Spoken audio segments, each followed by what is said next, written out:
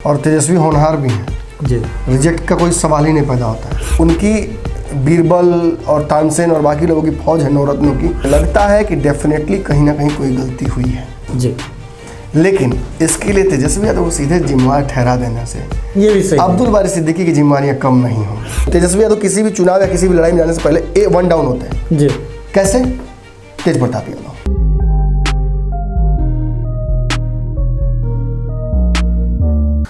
नमस्कार, भारत लाइव देख रहे हैं आप। भारत लाइव में आप पंचनामा देख रहे हैं। हमारे साथ मौजूद हैं डॉक्टर नमन मिश्रा जी। चलिए, आज फिर से जो है खबर स्टेचर पे है। पंचनामा में क्या कुछ होता है, जो नए दर्शक हैं उनके लिए बता दें कि पंचनामा में होती है खबरों की चीर-फाड़। जहां जा कर के हम पहुंचते हैं खबरों के तह तक, वहां से निकाल के लाते हैं ऐसी बातें जिसे सुनकर आप कहते हैं और अंततः जो है पंचनामा में जाके सारी बातें सिद्ध हो जाती है। चलिए, आज फिर एक खबर स्टेचर पे है जिसकी खबर की चीर-फाड़ होनी है।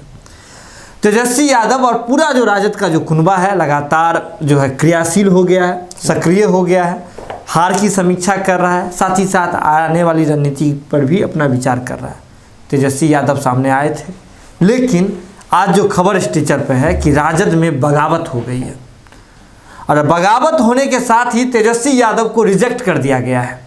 अब कैसे हुआ है, इस खबर में कितनी सच्चाई है और जो भी सच्चाई है उसके पीछे क्या कुछ राजनीतिक जो है क्रियाकलाप है, इसके बारे में बताने के लिए हमारे साथ मौजूद हैं डॉक्टर नमन मिश्रा। तो सर, तेजस्वी यादव अचानक रिजेक्ट कैसे? ये पार्टी तो उन्हीं की है जी, और वही उत्तराधिकारी है। नीतीश जी की तरफ कोई संशय नहीं है जी। कौन होगा उत्तराधिकारी? और तेजस्वी होनहार भी हैं जी, रिजेक्ट का कोई सवाल ही नहीं पैदा होता है जी, ये मुझे हंसी आती है उन नेताओं पर जो तेजस्वी यादव को रिजेक्ट कर रहे हैं। जी, मुझे हंसी आती है उन लोगों पर जो तेजस्वी यादव का इस्तीफा मांग रहे हैं। जी, अरे, अभी तो इस व्यक्ति ने साबित तक नहीं किया है, अभी तक तो इसे सत्ता तक नहीं मिली जी। है। एक बार नीतीश के साथ 1.5 साल का काम करने का तजुर्बा और मौका मिला, आप उस पर आधारित करके नहीं कर सकते हैं विश्लेषण, जी। और ये तय नहीं कर सकते हैं कि तेजस्वी यादव में क्या कमियां हैं। हाँ, एक बात जरूर है कि राजनीतिक जीवन है इनका, सार्वजनिक जीवन में आप रहते हैं, राजनीतिक जीवन में तो आप पर क्रिटिकली लोग एक्टिव होते हैं। बिल्कुल, हम भी लगातार क्रिटिकल होते हैं। तेजस्वी यादव को लेकर मैंने भी कई सवाल खड़े किए हैं जी, कि जब आपदा आती है क्षेत्र राज्य में तो गायब क्यों? गायब हो जाते हैं। लेकिन वो विपक्ष के हैं, जी, जिम्मेवारियां उतनी उनकी नहीं है। हाँ, ये जरूर नैतिकता उनकी है और एक राजनीतिक हैसियत की वजह से। हाँ, बिल्कुल, तो उसलिए सवाल खड़े हो जाते हैं। लेकिन तेजस्वी होनहार है, इस बात में कोई शक नहीं है। जी, तेजस्वी यादव ने इस चुनाव में और पिछले चुनाव में भी साबित किया कि उनकी नेतृत्व क्षमता तगड़ी है। जी, हाँ, एक बात मैं जरूर कहूँगा कि तेजस्वी यादव के आसपास के लोगों की क्षमता के बारे में मुझे शक है। जी, जो उनकी बीरबल और तानसेन और बाकी लोगों की फौज है नवरत्नों की, जी, उस पर मुझे शक है। जी, बिल्कुल, मुझे शक है कि कौन उन्हें गाइड करता है। मुझे शक इस बात पर है कि कौन उन्हें दिशा निर्देश देता है। मुझे शक इस बात पर है, उस व्यक्ति की कार्यशैली और कुशलता पर है जो उनके लिए ट्वीट करता है, जो उनकी रणनीतियाँ बनाता है, जो उनके लिए स्ट्रैटेजीज बनाता है और जो उनके लिए काम को इम्प्लीमेंट कराता है। जी, क्योंकि जीती हुई बाजी कैसे हार सकता है कोई? जी, बिल्कुल, जीता हुआ चुनाव ये कैसे हार सकता है कोई? जी, 70 सीटें कांग्रेस को कैसे मिल सकती हैं? जी। 70 सीटें कांग्रेस को दी भी गई तो उस पर बैठकर टेबल टॉक कैसे नहीं होगा? जी। कैसे ये मैं अगर इस चैनल के को लेकर कोई जिम्मेवारी होती है और आपको मैं उसका कुछ हिस्सा देता हूँ तो मैं मॉनिटर नहीं करूँगा क्या कि आप कैसे उसको कर रहे हैं? जी, बिल्कुल, अल्टीमेटली आपका जो रिजल्ट होगा वो मेरे लिए इंपॉर्टेंट डिसीजन के लिए। जी, उसी तरह से राजद या महागठबंधन के जो भी दल हों, उनके रिजल्ट से राजद को फर्क पड़ने वाला था।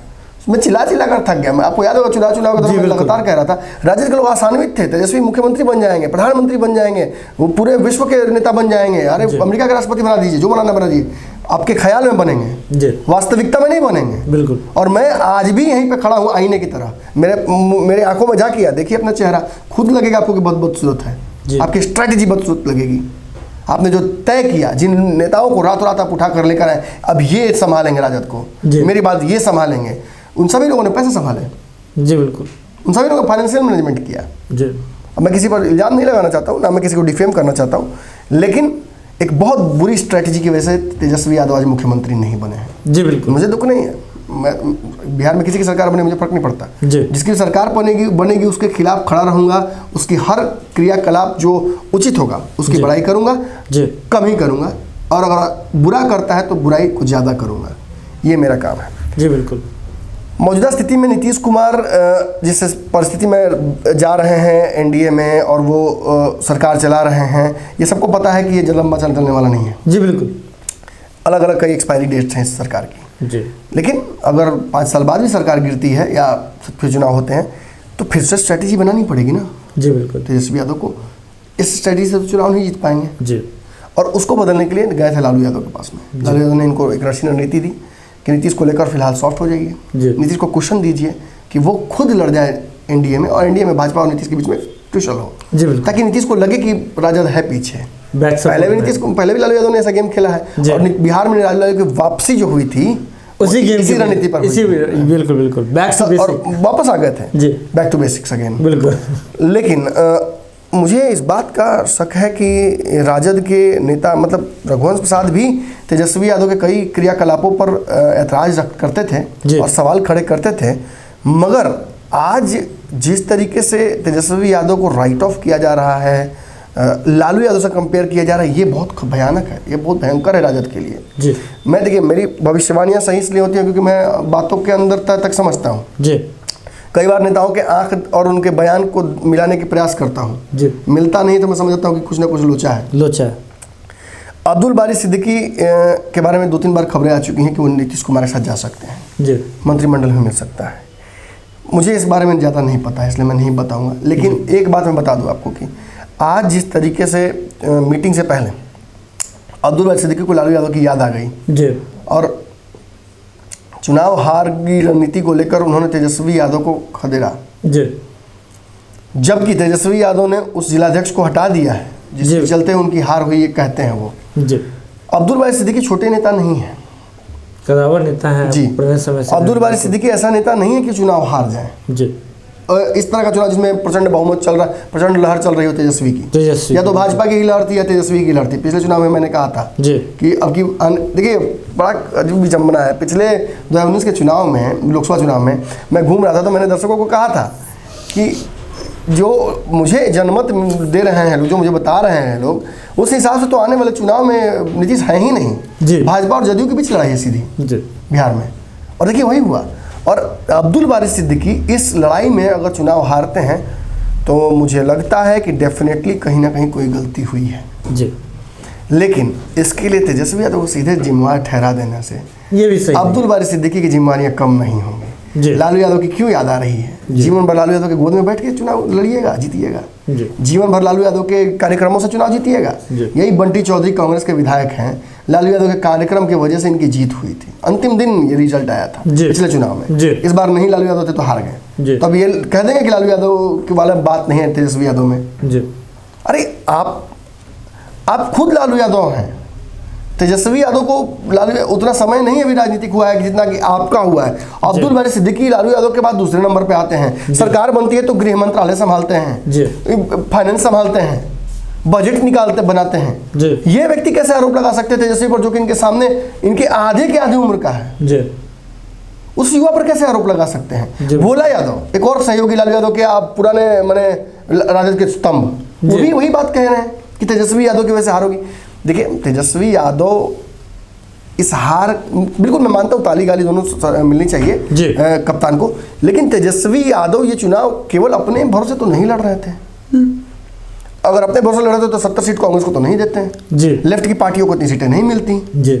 और कम से कम इन दिग्गजों को चुनाव नहीं लड़ाते जी। शिवानंद तिवारी को भवन में जाकर बैठे हुए हैं, शिवानंद तिवारी एक्टिवली इन्वॉल्व नहीं हो रहे हैं। एक बयान उन्होंने दे दिया था, ये बिल्कुल इस बात से मैं इत्तेफाक रखता हूँ कि शिवानंद तिवारी का एक बयान था कि तेजस्वी यादव घिरे हुए रहते हैं अपने वो 4 चट्टे बट्टों से जी। राजद जदयू भी उसी पर मजा लेती है। नीरज कुमार देखिएगा हमेशा हमला उन्हीं 4 लोगों पर करते हैं जो उनके आसपास रहते हैं जी। किसी पे कुछ आरोप लगाएंगे, किसी पे देह व्यापार का आरोप लगाएंगे, किसी पर कहेंगे कि ये चोरी करता है, कुछ इस तरह के आरोप लगाते रहते हैं। लेकिन देखिए बात को समझने की आवश्यकता है यहाँ जी। तेजस्वी की एक कमी हो सकती है कि वो अपने आसपास सही लोगों को नहीं रख रहे हैं जी। लेकिन तेजस्वी की इसी कमी का फायदा उठाकर आप भी आसपास घूम रहे हैं जी। बिल्कुल, ये बात मत भूलिएगा जी। आज जब आरोप लगा हुआ है और ये स्पष्ट चल चुका है कई अखबारों और चैनलों में, सिद्दीकी संपर्क में है नीतीश कुमार के, तब भी आपको मीटिंग में बिठाया जा रहा है। ये हो सकता है लालू यादव का दिया हुआ प्रदत्त आप पर आशीर्वाद हो जी। बिल्कुल, लेकिन आपने लालू यादव के लिए क्या किया है? बड़ा सवाल खड़ा होता है। बड़ा सवाल है, बिल्कुल। ये खबर नहीं है, ये विश्लेषण है। मैं बार बार सवाल इसलिए खड़ा कर रहा हूँ ताकि ये सवाल राजद के लोग जाकर अपने नेताओं से पूछें। जी। जब हार की समीक्षा हुई, लगभग सारी पार्टियां ऐसा करती हैं कि जो विधायक होते हैं, जो मंत्री होते हैं, उनको पार्टी फंड में दिया जाता है, जो पैसे होते हैं या आर्थिक सहायता होती है। नया तो कुछ नहीं हुआ है जी। इस पर भी लोगों ने आरोप लगाया है, इस पर भी कई लोगों को आपत्ति है। तो इस तरह से तो पार्टी नहीं चलेगी ना जी। पार्टी, हम ये बात अच्छे से जानते हैं कि जब चुनाव लड़ने जाती है पार्टी तो बहुत ज़्यादा पैसा खर्चा होता है जी।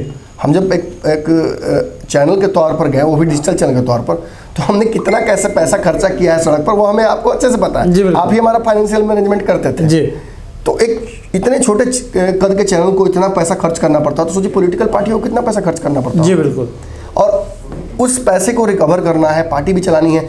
5 साल तक अगर से ये सरकार चल जाती है तो 5 साल तक तो विपक्ष में बैठना पड़ेगा, ये तो तय है जी। जनता के मुद्दे उठाने हैं, किसानों के मुद्दे उठाने हैं, अपने जो विधायक हैं उनके मुद्दे उठाने क्षेत्रीय, इन सब में खर्च नहीं लगता है। जी बिल्कुल। चलिए इस बारे में हम चर्चा ही नहीं करेंगे, पार्टी का आंतरिक मामला हो सकता है, किसी को विरोध किसी को परहेज हो सकता है जी। लेकिन तेजस्वी यादव के खिलाफ राजद में ही माहौल बनाना, एक तो तेजस्वी यादव सबसे पहले वहीं एक पैर उनका पहले कटा रहता है जी। बताओ, तेजस्वी यादव किसी भी चुनाव या किसी भी लड़ाई में जाने से पहले 1 डाउन होते हैं जी। कैसे? तेज प्रताप यादव जी बिल्कुल। उनके अपने ही भाई उनके खिलाफ मैंने कुछ ऐसा वो कर देते हैं, चाह के नहीं अनचाहे में करते हो, लेकिन वो करते हैं जिसकी वजह से राजद को नुकसान हो जाता है। सारे राजद के समर्थक इस बात से एग्री करेंगे। इनफैक्ट वो दर्शक जो नहीं राजद से बहुत इत्तेफाक रखते हैं वो भी जानते हैं कि तेज प्रताप की वजह से घाटा होता है। जी, राजनीतिक घाटा होता है, बिल्कुल घाटा होता है राजद को। और वही देख लीजिए, अगर तेज प्रताप यादव विरोध करते हैं कमी हो जाती है। लालू यादव का जो परिवार है, जो एक राजद परिवार है और परिवार, दोनों में अंतर ही नहीं समझ में आता है, कोई मतलब डिफरेंस नहीं है जी।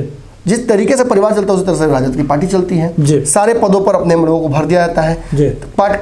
कार्यकर्ता कोई गलती करता है तो पार्टी से निकाल दिया जाएगा। तेज प्रताप कोई वही उससे बड़ी गलती कर देते हैं तो पार्टी में बने रहेंगे, पद दिया जाएगा, मनाया जाएगा, सम्मान दिया जाएगा।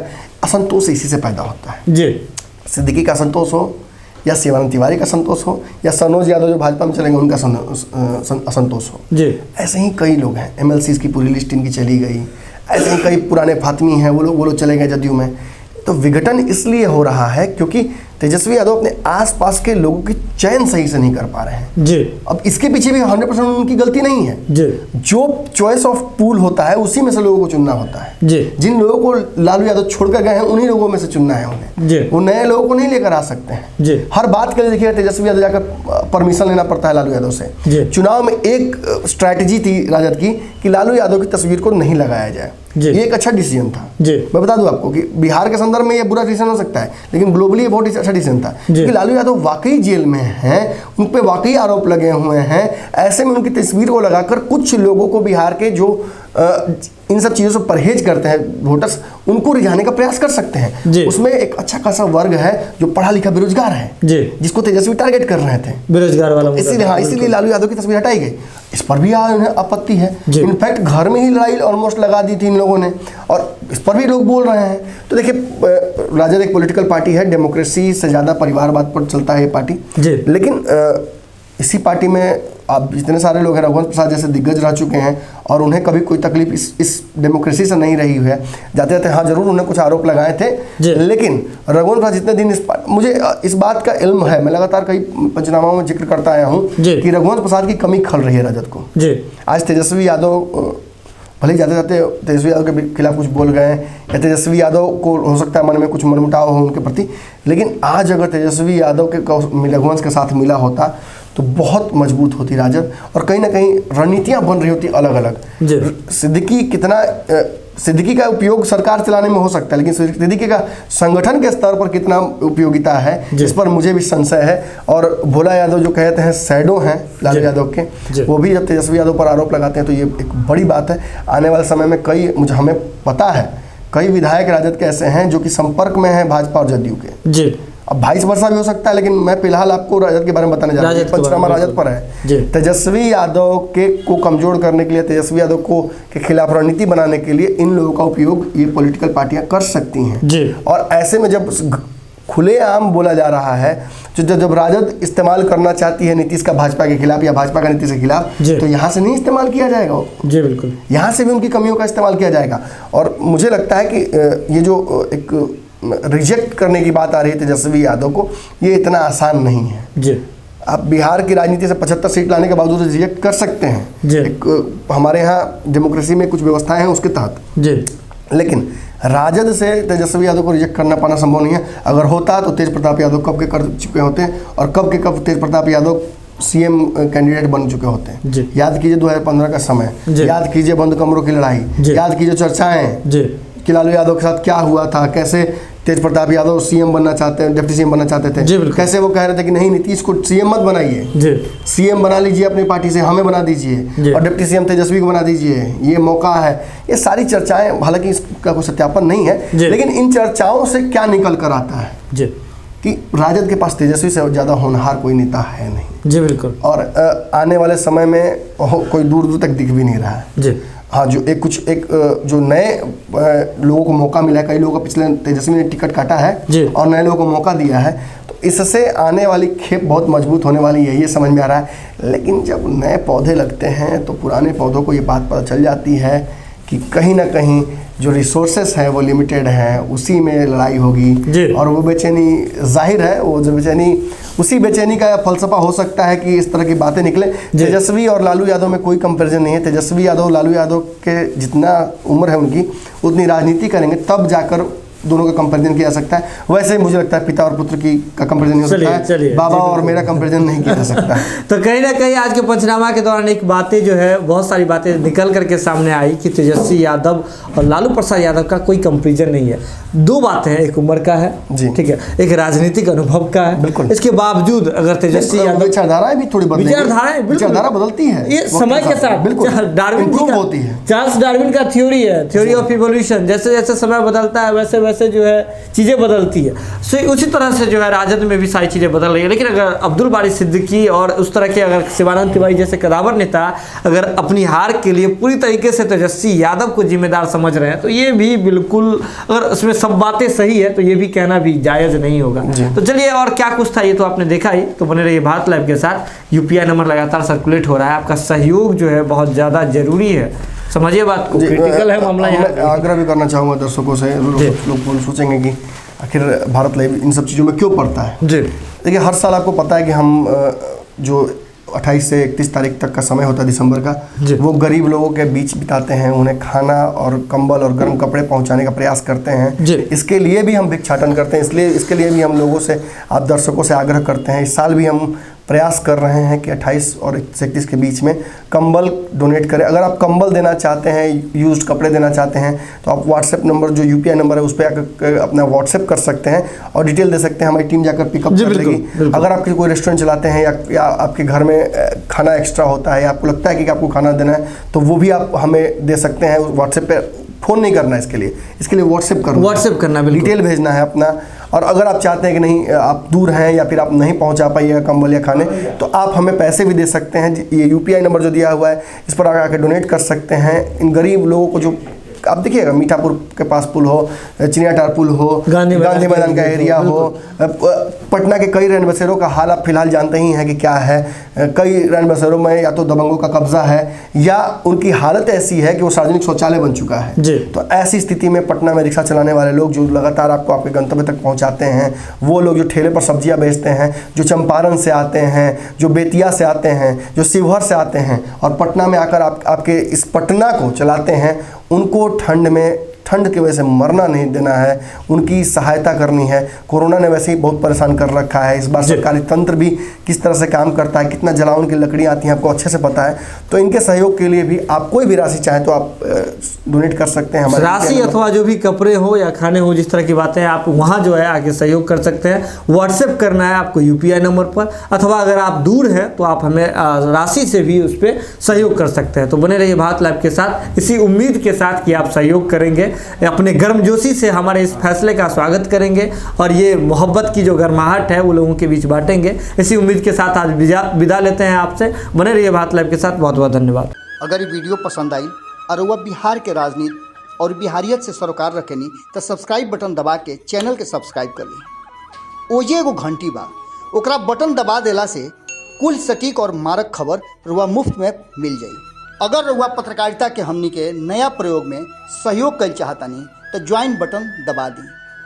पेटीएम नंबर नोट कर ली 9386816700। धन्यवाद।